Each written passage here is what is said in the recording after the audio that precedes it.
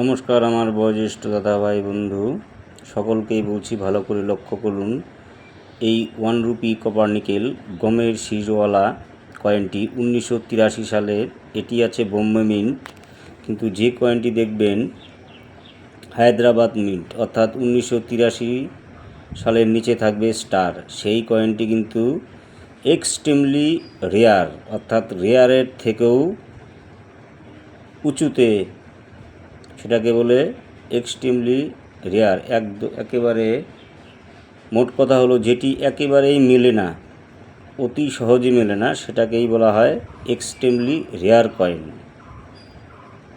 ভালো করে কয়েনটি লক্ষ্য করুন। 1983 সাল, এটা আছে বোম্বে মিন্ট, এখানে হতে হবে স্টার, তাহলেই কয়েন হবে অত্যন্ত মূল্যবান ও দুর্লভ ভ্যালুয়েবল কয়েন। 1983 নিচে হতে হবে স্টার। ভালো করে দেখুন,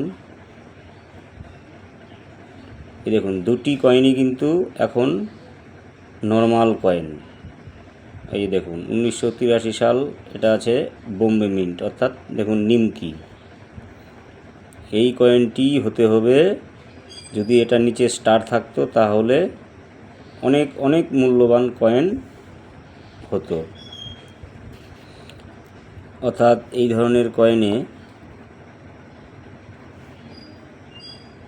ভালো করে লক্ষ্য করবেন, এই ধরনের কয়েনে যদি কয়েনের এরকম হয়, মানে লয়েনের বডিটা যদি এরকম ক্ষয়ে যায়, মানে নষ্ট হয়ে যায়, তাহলে কিন্তু কয়েনটি রেয়ার হলেও কয়েনের মূল্য কিন্তু কম হবে। কয়েনের লয়েন হলো মেন।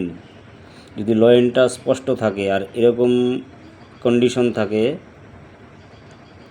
তাহলে কিন্তু মূল্য কম হবে।